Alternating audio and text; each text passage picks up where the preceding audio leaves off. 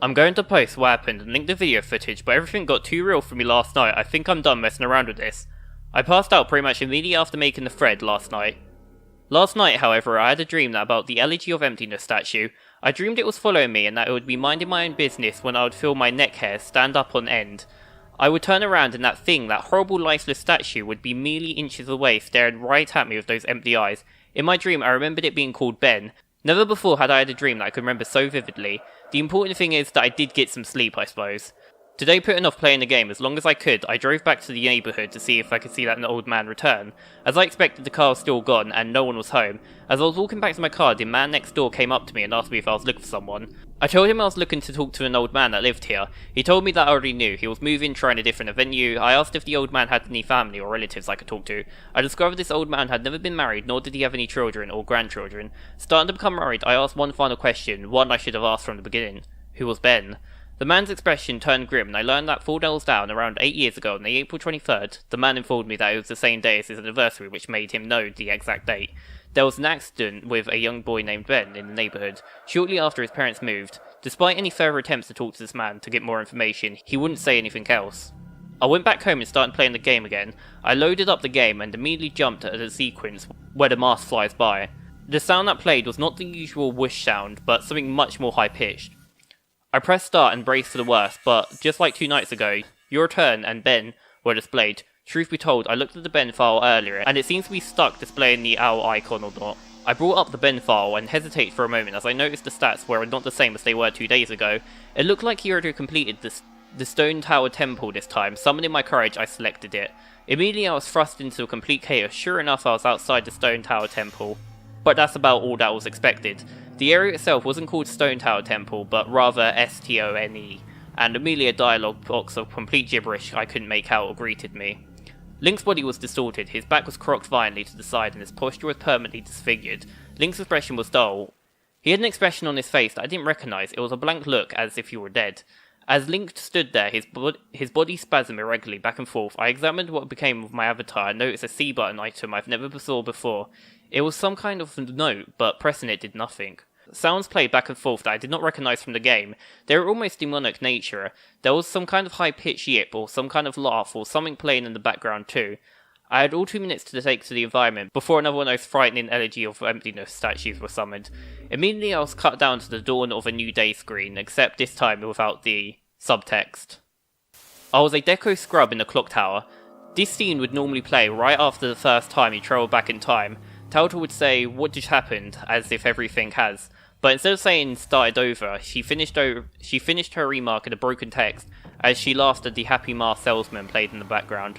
I was put back into control of my character, but from a screwed up angle. I was looking from behind the door to the clock tower, watching my avatar turn round as the Deku scrub. Seeing as I had no place to go because I couldn't see anything, I begrudgingly went inside. There I was greeted by the Happy Mask salesman. He simply told me, "You've met me with a terrible fate, haven't you?" before the screen whited out. I was in the terminal field as the Hylian again.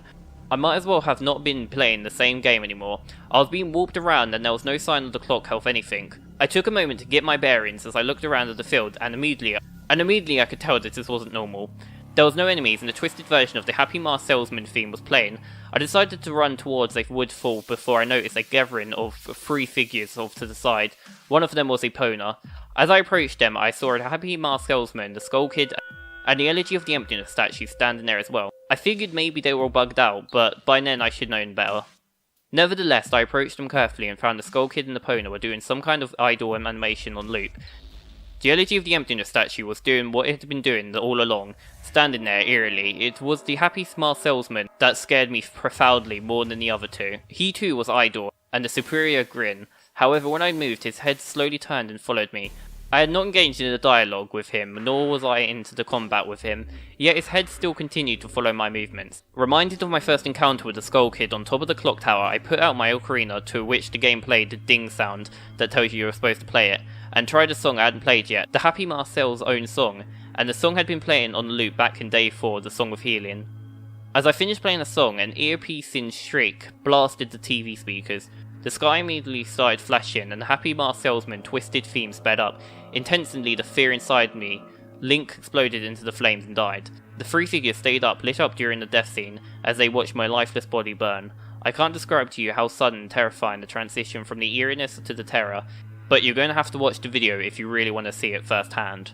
That same fear that caused me to lose sleep 2 days ago started to grip me again as I was met with the text, "You've met a terrible fate, haven't you?"